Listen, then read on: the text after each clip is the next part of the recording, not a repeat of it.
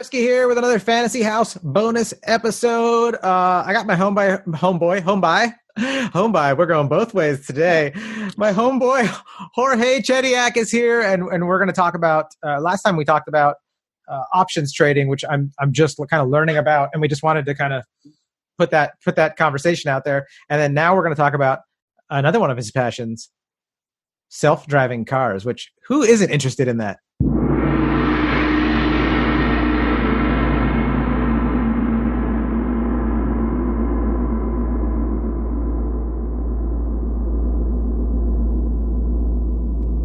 I don't know if people are as excited about it as I am. Anyone that I've talked to about this in the past is usually skeptical. What are they skeptical about? Like, what's so complicated and skeptical about? Well, they worry about the safety, Okay. and some of the stuff that I go on to say is it's a little hard to believe.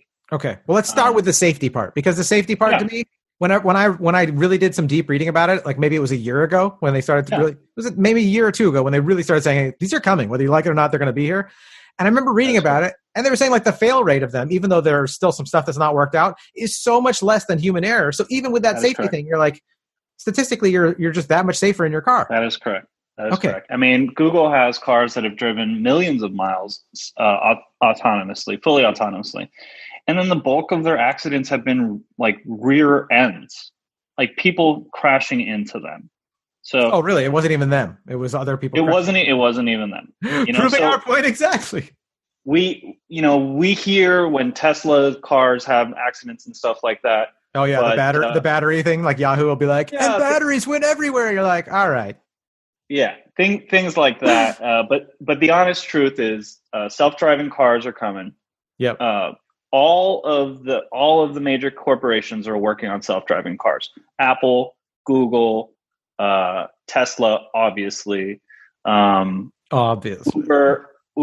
Lyft, and even the major car manufacturers. And I'll tell you why.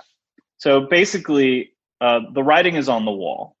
The autonomous wall. That was the autonomous wall. Okay. All the cars being produced are moving towards fully electric. But beyond that, they're moving towards fully autonomous.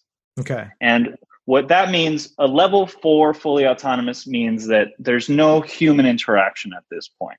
The car is fully self-driving. The whole thing. Like you hop in, you're like, car. The whole thing. Oh, it's awesome. And actually, Elon Musk has said that the cars that are on the streets right now that he has been selling have the capability of this. But the only thing that's kind of holding back is legislation, obviously. And but the idea being that once self-driving cars are on the road and they're fully self-driving, what's going to happen is car manufacturers are going to move from this model of selling cars to a model of car subscription service. Oh, dude, everything's going to be subscription, including cars. Cars. And Apple is looking to get in on this. So Uber and Lyft might not even be here in 10 or 20 years. That's how crazy this is, right? Yeah. Because Apple can easily afford, Uber and Lyft, they don't make cars, So anyone who makes a car is already at an advantage. And basically the subscription model, the model will go from car ownership to this subscription-based model. And I'll explain to you really quickly why and how I think that it'll happen. So basically, when you buy a car, the car depreciates in value like 50% as soon as you drive it off. As soon as you drive it off the lot. One of the main things I tell my clients, I'm like, don't buy a car. You can put it towards your down payment. Cars depreciate immediately. Go on. Sorry. It's so important for young people, especially. So what else, right? Maintenance. Yep. Gas. Yep. Car insurance. Oh yeah. All this stuff. Right. Nastiness. So all of that, right? And so if you could present something to someone, to a consumer that says, for $200 or $300 a month, you could get unlimited access to any number of our vehicles in our fleet fully self-driving, will pick you up, take you wherever you need to go, drop you off, I think people will elect to do that. For sure.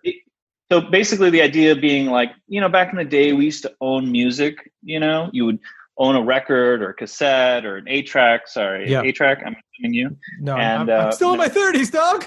Oh, shit, my bad. And I've never even seen an 8-track. Oh, I've seen them in person. You're like, oh, this must be the 8-track. Yeah, it's fun. Or this is what an Atari is. Yeah. Something's wrong with you. Yeah, totally. Yeah. So the idea being that, we used to own music and now we just pay a subscription service for the convenience and we have access to millions of songs whenever, and just the idea of owning it is foreign to us. I like so the both. car will go on. Yeah, well the car will be something like that. It's not something that you have to own anymore, right? Yeah. Because cars spend 90% of the time parked, right? So the fun part about this is one self-driving car might be able to service like 3 people, right? Because instead of parking, it just drives off and goes and picks somebody else up. Totally. So what ends up happening is there will be fewer cars on the road, which means that traffic will become a thing of the past, right? These self-driving cars will be able to speak to each other. So we'll actually be able to fit more cars in the same amount of lanes. We don't have to build more lanes. Cars will be able to drive closer to each other. Yeah, much more in sync, right, with what's going on with traffic. Yeah, because they're all kind of communicating and stuff like that. So if we continue this kind of thought pattern, right? So what I'm positing is the self-driving car is going to change the way that we live, the way that the smartphone did, right? The smartphone came out 10 years ago, 11, 12, whatever, mm-hmm. And it's changed the way that we live. It's changed the way that we date. It's changed the way that we work with Uber and Lyft and Postmates, the gig economy. I'm now Robinhood and things like that. Oh, yeah. So the self-driving car is going to change the way that we fundamentally live the same way that the smartphone did. And the smartphone was literally just a computer in our pocket.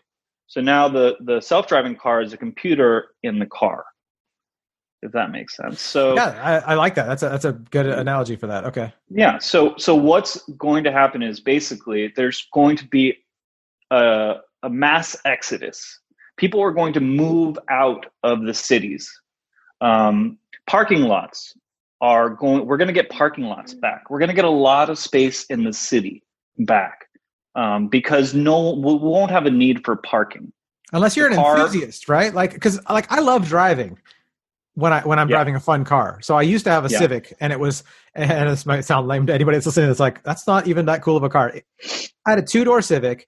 And I always wanted a Civic. You say that now, but I always wanted. It was a great car. It was a 2007. So it was like right when they started making them like a little bit sportier, but there's still a Civic with like 150 horsepower. But it was torquey and it was so much fun to drive. Yeah. And I used to love it. Like late nights driving home from Hollywood, I'd hop on the freeway and the way I would go through the back end street behind where's the 134, like when you're on the other side of like where Universal Studios and the cemeteries at, and it's just this windy, beautiful road, and it was like having my own little race car, and so I will always want to do that. I think for my own. Then you're not going to like what I'm going to say next. Okay, because what is ultimately going to happen is once there are more self-driving cars on the road than anything else, then the only accidents that will be caused will be people that drive their own cars. Yeah, totally. People that drive in their own cars. So eventually they will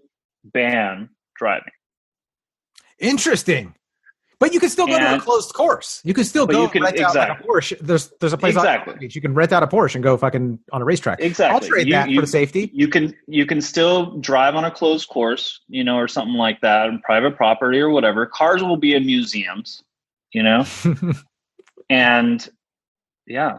And what about the conspiracy theorist fears, which I think some of them are legitimate, right? For the real flag waving Americans that are just like, hey, you're going to make it so like a company can like these psychos that run the companies. No offense, Elon, I'm a huge fan, but also I don't like any one group of these what do they call them, plutocrats or whatever, when they're able to just like press a button? Are they going to be able to shut my car off if they don't like what I said politically, or if they're mad at me, or if the laws change and they say, guilty until proven innocent instead of the way it is currently, they just shut my car off, and it's like, wow, like I can't get out of town right now. Like that kind of stuff is scary to those of us that, look at those things. For sure. I feel like, I don't know. Honestly, I mean, I wouldn't worry about that stuff, but there are ethical concerns, right? Like, so let's say a self-driving car, normally, if you were driving a car and you were going to get into an accident,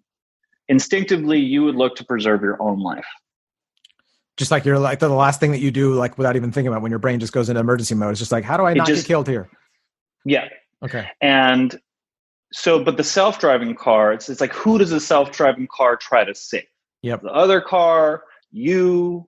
And if you die in this accident, who's responsible? Is it the car manufacturer? Is it the software? Huge ethical complexity right there.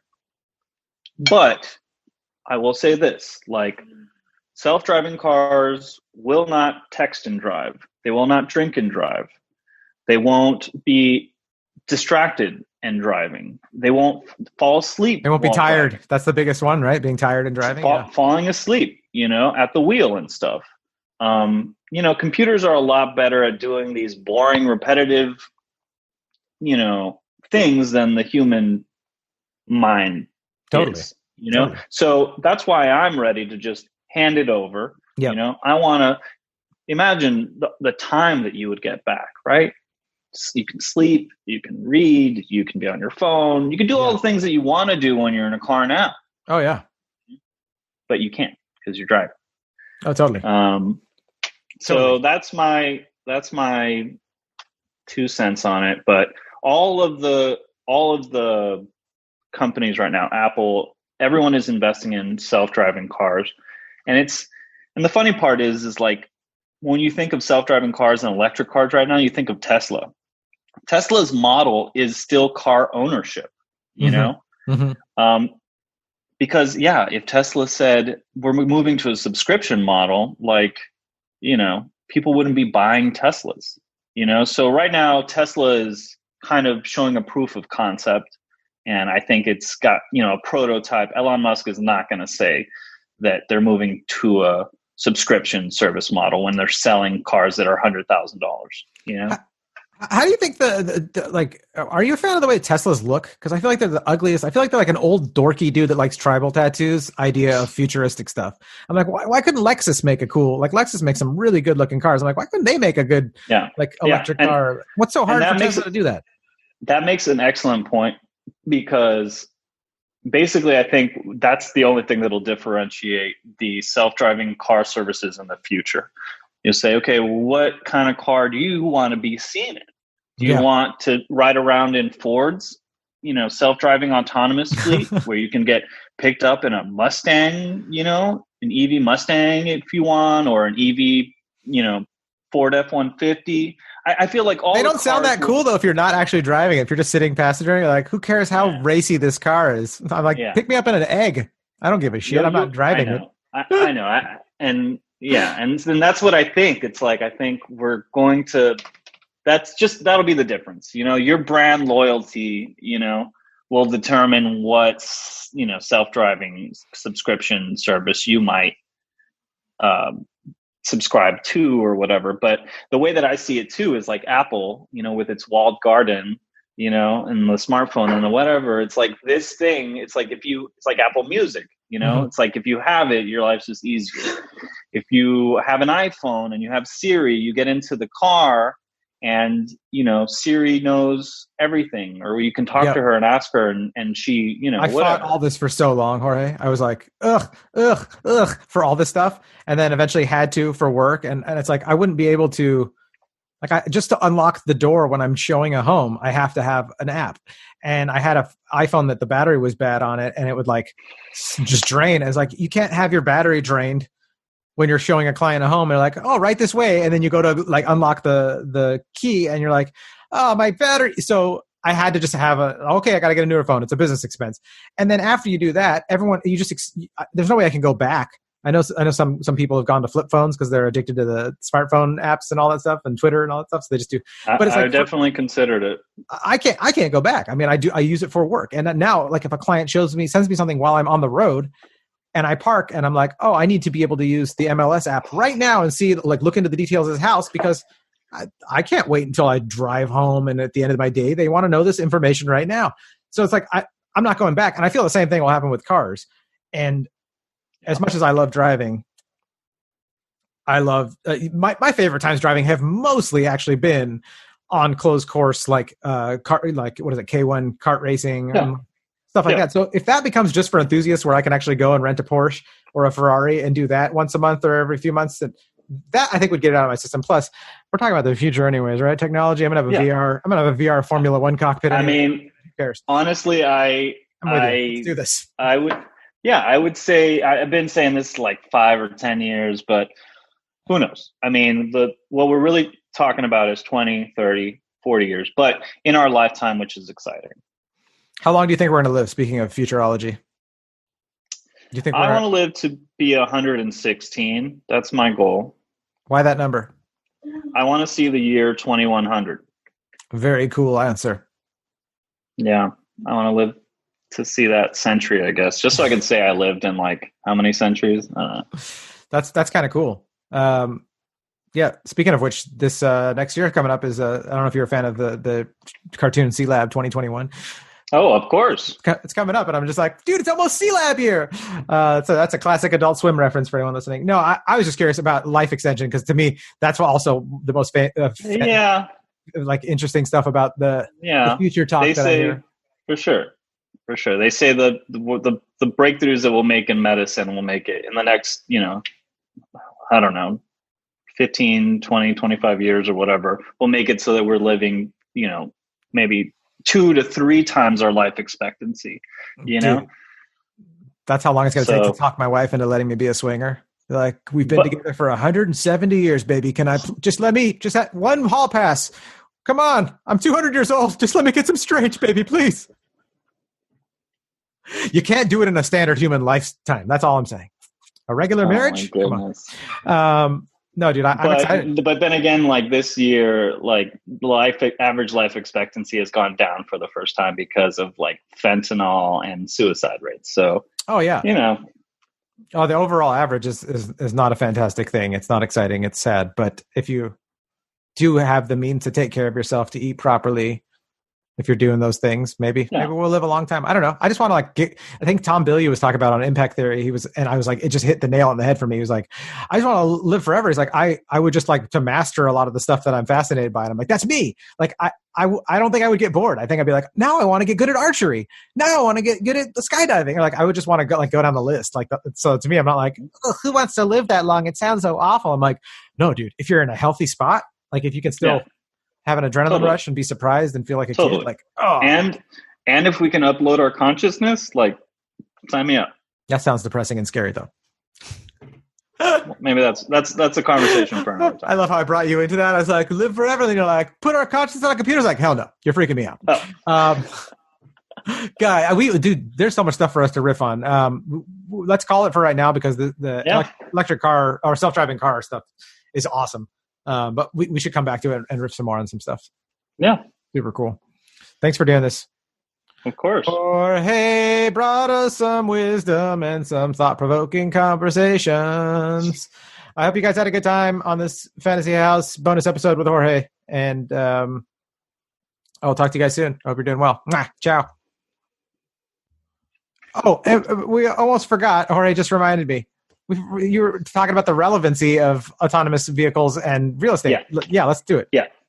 All right. So basically so if we go along this thought of, traffic being less and this kind of de-urbanization, right? Like people moving out of the city, right? Like if you were buying a home based on your commute, and your commute literally is now just miles, because the self-driving car is going like 110 miles per hour, right? Because speed limits have gone up because it's safer now. then moving, buying a house that's 60 miles away all of a sudden is not, an hour commute or 2-hour commutes in the morning. So the idea is people are going to move out of cities. And this is where I think, real estate comes into play. All of a sudden, you're looking at Joshua Tree, you're looking at Lancaster, you're looking at, things that aren't desirable right now because of traffic. Yeah. Well, if traffic was not a factor, so I think people are going to start to move out of the city to get more home, Yeah. Not just more home, but different home. Like you mentioned Joshua Tree. And it's like so many people love the idea of the desert, but it's way too far to live. But if you had, even if you still had the traffic, Jorge, you would be able to be not concentrating on the road. So you could actually get 2 hours of your tasks done in the morning. Totally. Maybe if you have a job that requires phone calls like me, maybe you're doing 2 hours of phone calls before you even get to the office. Absolutely. Yeah. So that's awesome. Imagine the productivity, even if traffic didn't change. But I'm saying traffic is going to disappear, and I know that's controversial, especially for LA.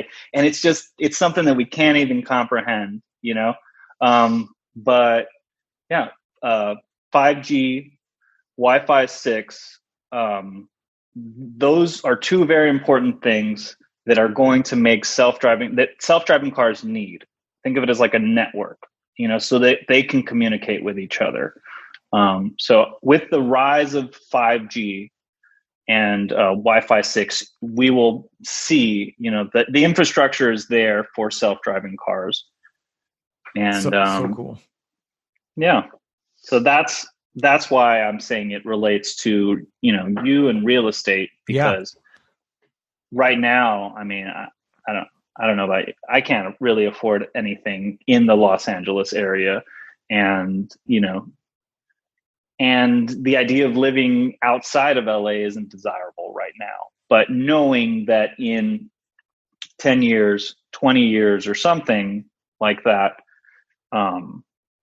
it's all of a sudden making, these properties that are further away more attractive. Totally. So you got to think about the future. And you do. That's a great way to end it. You got to think about the future. I love it, dude. Thanks for talking about all this stuff. So great. Of course. I can't wait to talk more. Like this podcast has so much about creativity and imagination, and future tech and magic is like what drives the awe-inspiring part of Fantasy House, which is like science. Yeah, science fiction. Jules Verne wrote about submarines and nuclear power, before we had it. So yeah. So let's talk more about this stuff again. Thanks for being here, Freaking rad.